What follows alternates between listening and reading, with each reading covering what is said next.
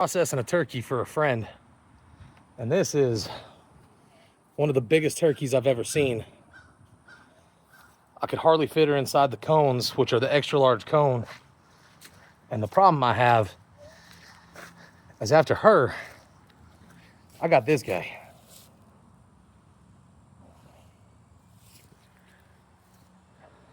I gotta figure out how to do this.